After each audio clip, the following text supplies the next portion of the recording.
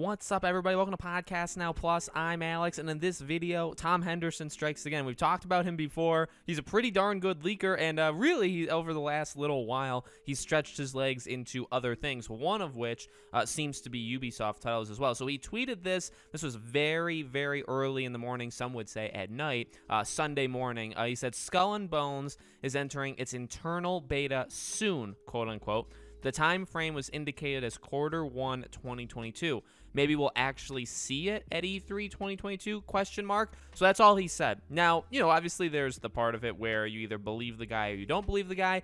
I'm going to take the leap of faith and say I do believe him. He tends to get quite a bit right. Again, he specializes more in the kind of battlefield area, but again, he stretched his legs and he's kind of all over the place now, and he continues really to get a lot of things right. So I guess that's the first part, right? Second part is I want to believe him just because of, Skull and Bones. But it's actually, if what he says is true, it's actually, in a way, exciting. It's like, this game, weirdly enough, is accelerating at like a random time very, very quickly. You know what I mean? We've obviously heard all the stuff that's happened with Skull and Bones over the last, like 4 years, and it hasn't been a good time at all. You could argue for a majority of the last 4 years, there's been relatively little movement. Very little stuff going on. But it seems like, over the last maybe even like 6 or so months, so, maybe the first couple of years, and then just now recently, it's like sped up. We heard about some issues with the game.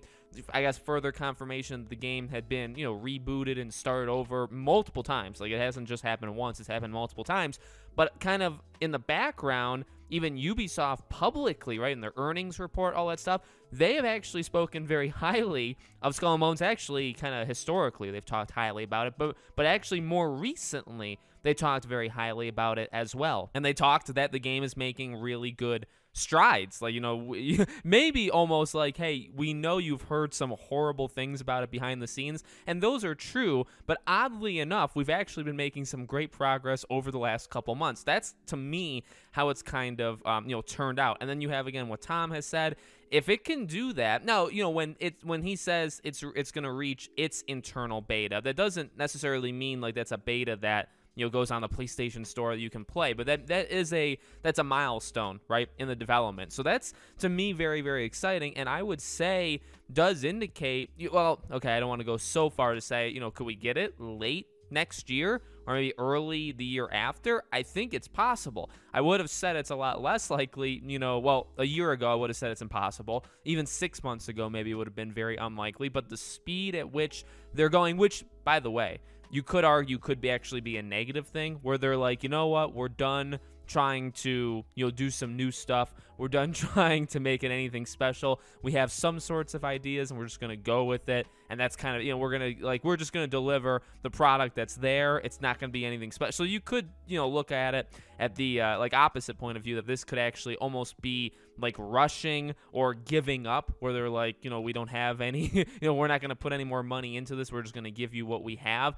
You could easily look at it like that. And I've always stood on the side with Skull and Bones that, like, I'm very willing to give it a try and hope that it's amazing. You guys know I really love the pirates-like things, Pirates of the Caribbean, Sea of Thieves, Skull and Bones. Like, I want these things to succeed, but at the same time, I'm not like overly optimistic. It's Ubisoft. They've done a lot of not great stuff recently. Their plans for the future are horrible, so I don't exactly have a lot of confidence in them. But again, this is a game that I've been rooting for literally since 2017, so I feel like I got to stick with it, now. So who knows? I do agree with Tom, though. Maybe sometime E3 2022, just to, it doesn't have to release next year. Just give us a stupid look at the game. Like, let's see it again. Let's see what's changed. If anything's changed, I think a lot of things have, but like, let's just look at it. You know what I mean? And then if you want to release it end of next year, fine. If it's a 2023 thing, also fine. I just want to see it again. So let me know what you guys think in the comments below. Make sure, as always, you guys are subscribed to the channel.